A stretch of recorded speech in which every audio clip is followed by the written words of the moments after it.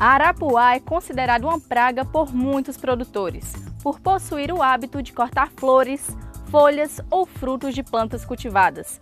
A prática de negligenciamento e até matança dessa espécie levou pesquisadores da Universidade Federal do Vale do São Francisco a desenvolver um projeto de identificação das características dos produtos produzidos por ela, como o própolis e o mel.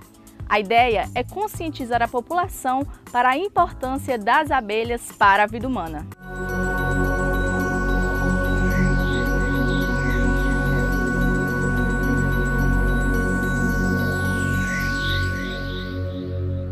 O projeto surgiu de uma necessidade de trabalhar com essa abelha que as pessoas só falam mal.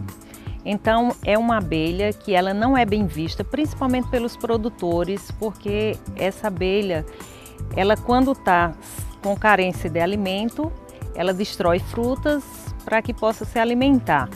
Então surgiu a ideia de nós trabalharmos com essas abelhas, porque elas são extremamente resistentes, como elas coletam também pólen e também coletam néctar. Então nós começamos a trabalhar com o intuito da gente desenvolver uma caixa para que elas pudessem ser criadas de forma racional e a gente pudesse observar tanto a adaptação dela nessa caixa, como também o desenvolvimento dessas colônias para que a gente pudesse coletar os produtos, porque elas produzem pólen, produzem cera, como também produzem própolis. Então a gente começou, a primeira etapa do projeto foi colocar ela dentro de uma caixa, ou seja, desenvolver a caixa racional. Depois que foi desenvolvida a caixa, nós começamos a coletar os produtos.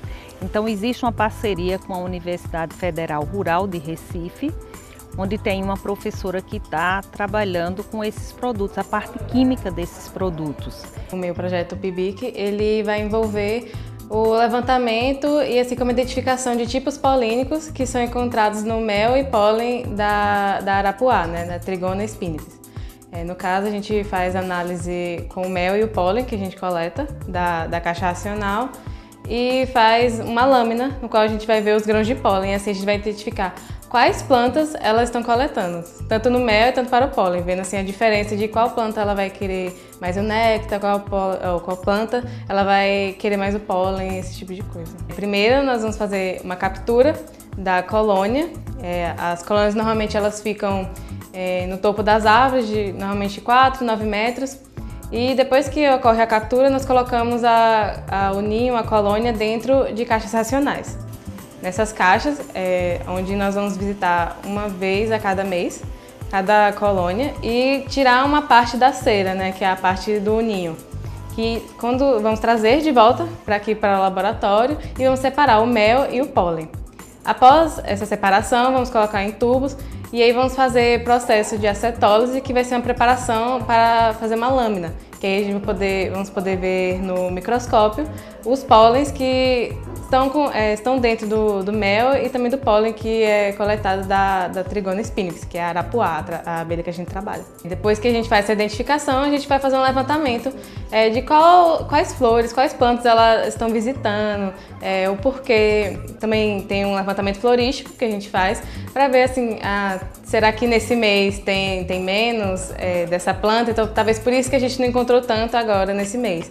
Aí vai fazer esse relacionamento também da estrutura da planta, que talvez porque que a gente encontra esse tipo polínico no mel, mas não encontra muito no pólen. Talvez ela está indo nessa planta para diferentes propósitos. Hoje ela se adaptou muito bem à caixa e nós podemos coletar mensalmente os produtos dela e mensalmente eles estão sendo enviados para a Federal Rural de Recife e ele está sendo estudado a cada mês para ver se existe diferença, porque o pólen, tanto o pólen como o mel, vai depender da flora o qual essas abelhas estão visitando essas plantas. Então ela pode mudar esse perfil químico, então também está sendo estudado esse perfil químico, se existe uma padronização ou vai de acordo com cada mês, vai mudando esse perfil químico. Então, hoje um trabalho que a gente chegou, uma conclusão que a gente chegou, é que ela se adapta muito bem e se desenvolve muito bem nas caixas racionais, porque esse é um dos primeiros trabalhos que estamos levando ela para uma caixa racional. A caixa foi desenvolvida para que a gente pudesse colocar essas colônias que antes só tinha na natureza e hoje a gente pode botar na caixa e trabalhar com ela diretamente nessa caixa. Para cada espécie existe uma determinada caixa. No caso dela, a gente mudou a caixa. A caixa que foi desenvolvida para a Trigona spinip é completamente diferente das caixas que são desenvolvidas para os Meliponini, porque é uma caixa que a gente desenvolveu que pudesse abrir nas laterais e a gente não pudesse destruir a parte do ninho. Então, quando você abre só as laterais e você consegue chegar até o ninho sem destruir, principalmente a parte de favos de cria. O maior objetivo é a preservação dessas espécies, porque é uma espécie nativa, altamente resistente, principalmente em regiões que são mais quentes. Aqui no semiárido nordestino, elas têm grande quantidade e essas abelhas elas não morrem fácil. Elas se adaptam muito bem às nossas regiões. Elas também são importantes polinizadoras de algumas culturas.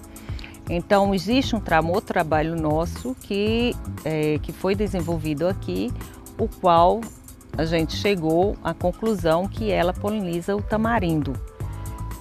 Como também já existem outras plantas, como o caso da cebola, que ela também é um importante polinizador. Então nem sempre ela está na flor, ela está destruindo. Algumas vezes elas visitam a flor, você pode até achar visualmente que ela está destruindo as flores, porque às vezes ela corta a corola, mas só em ela cortar a corola ela não destrói os órgãos reprodutivos, no caso do tamarindo, da flor do tamarindo, e ela consegue fazer esse processo de polinização. Então o nosso maior objetivo é a preservação dessas espécies, para que os produtores possam vê-la com outros olhos, não como uma praga, e sim como um polinizador, e que ela é capaz de ter também alguns produtos, que esses produtos podem ser utilizados na parte farmacêutica, porque o pólen dela já tem uma grande quantidade de flavonoides. A pesquisa ainda está em desenvolvimento.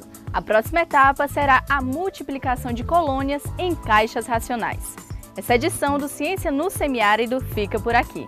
A gente se encontra no próximo programa. Até lá!